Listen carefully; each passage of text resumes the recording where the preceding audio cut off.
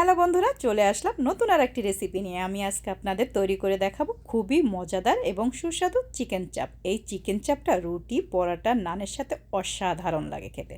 তাহলে চলুন কথা না বাড়িয়ে ঝটপট তৈরি করে নিই। আমি এখানে মুরগির বুকের তোজা মাংস নিয়েছি আর নিয়েছি রান এবং থান। আমি রান এবং থানের থেকে হাড়টাকে বের করে নেব কেটে, না কারণ আমি এই মাংসটাকে একটু থেতো করে নেব। থেতো করার সময় এই হাড়টা ভেঙে গুঁড়া হয়ে যাবে, যার কারণে আমি এইভাবে হাড়গুলোকে বের করে নেব পরবর্তীতে, যাতে রান্নার পরে খেতে অসুবিধা না হয়।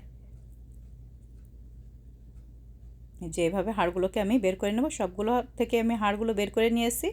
এখন মাংসটাকে আমি একটা শিল দিয়ে থেতো করে নেব। থেতো করে নিলে কি হয়, মাংসের ভিতরে মশলাগুলো খুব সুন্দর করে ঢুকে যায় আর মাংসটাও খুব তাড়াতাড়ি সিদ্ধ হয়ে যায়। আমি এইভাবে সব থেতো করে নেব। মাংসগুলো প্রায় আমার সব থেতো করা হয়ে গেছে। এর জন্য আমি এখন এই মাংসগুলোর জন্য একটা মশলা তৈরি করে নেব। একটা বোল নিয়ে নিলাম 1.5 টেবিল চামচ রসুন বাটা, নিয়ে নিব 1 টেবিল চামচ আদা বাটা, 3 টেবিল চামচ পরিমাণ নিয়ে নিব টক দই, নিয়ে নিব পরিমাণ মতো লবণ, দিয়ে দিব 1 চা চামচ পরিমাণ শুকনো মরিচের গুঁড়া, মরিচেরটা আপনাদের স্বাদ অনুযায়ী দেবেন, দিয়ে দিব পরিমাণ মতো একটু হলুদের গুঁড়া, দিয়ে দিব 1 টেবিল চামচ পরিমাণ চাট মশলা, আর দিয়ে দিব 1.5 টেবিল চামচ পরিমাণ আমার হাতে তৈরি করা শাহি গরম মশলার গুঁড়া। এই গরম মশলার গুঁড়াটা আমার পেজে দেওয়া আছে, আপনারা দেখে নিতে পারেন। এখন এখানে দিয়ে দিব 2 টেবিল চামচ পরিমাণ সয়া সস, আর দিয়ে দিব 3 টেবিল চামচ পরিমাণ আপনার সরিষার তেল। সরিষার তেলটা কিন্তু অবশ্যই দিবেন। দিয়ে এখন আমি খুব সুন্দর করে মশলাটাকে মিশিয়ে নিব। মশলাটাকে আমি খুব সুন্দর করে মিশিয়ে নিলাম। এখন আমি মুরগির মাংসগুলোকে এর ভিতর দিয়ে খুব সুন্দর করে ম্যারিনেট করে নেব। মুরগির মাংসটা এর ভিতরে ম্যারিনেট করে আমি 2 ঘন্টার মতো এটাকে রেস্টে রেখে দিব।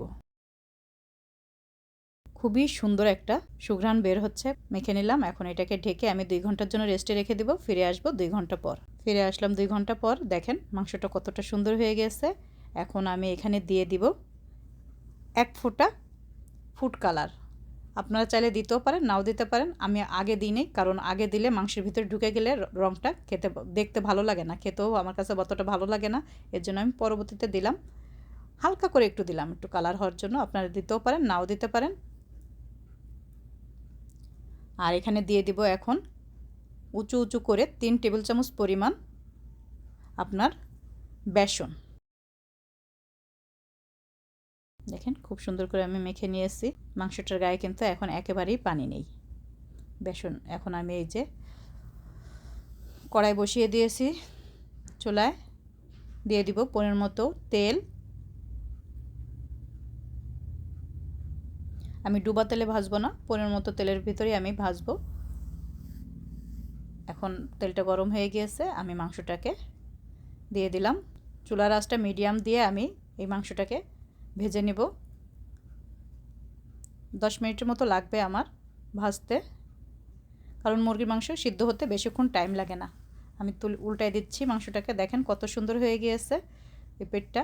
আমি এইভাবে এপিট ওপিট করে এটাকে একটু ভেজে নেব। মাংস থেকে কিন্তু একটুও পানি ছাড়েনি। দেখেন তো মাংসটা আমার ভাজা হয়ে গিয়েছে। আমি এখন এটাকে তুলে নিব। কতটা সুন্দর হয়েছে, খুবই সুন্দর হয়েছে। সবগুলো তুলে নিয়ে আমি একইভাবে আর বাদবাকিগুলোও ভেজে নেব। যে বাদবাকিগুলোও আমি ভেজে নিলাম, এগুলোকেও তুলে নেব। কতটা লোভনীয় হয়েছে, মাশাআল্লাহ অনেক সুন্দর হয়েছে। চিকেন চাপ তৈরি করা কিন্তু একেবারেই ইজি। এই যে তৈরি হয়ে গেল সবগুলো চিকেন চাপ আমার। এখন আমি একটা আপনাদের কেটে দেখাচ্ছি কতটা সুন্দর হয়েছে। দেখেন মাশাআল্লাহ অনেক সুন্দর হয়েছে। ভিতরে কিন্তু একটা জুসি ভাব আছে। খুবই সুন্দর হয়েছে চিকেন চাপটা। এই চিকেন চাপটা এখন গরম গরম রুটি, পরোটা অথবা নানের সাথে গরম গরম পরিবেশন করবেন, খেতে অসাধারণ লাগবে। আপনাদের কাছে যদি ভালো লাগে অবশ্যই কমেন্ট করে জানাবেন। আপনারাও ট্রাই করে দেখবেন। ভালো লাগলে লাইক, কমেন্ট, শেয়ার করবেন। আজকে এই পর্যন্ত। ফিরে আসবো নতুন কোনো এক রেসিপি নিয়ে। আল্লাহ হাফেজ। আসসালামু আলাইকুম।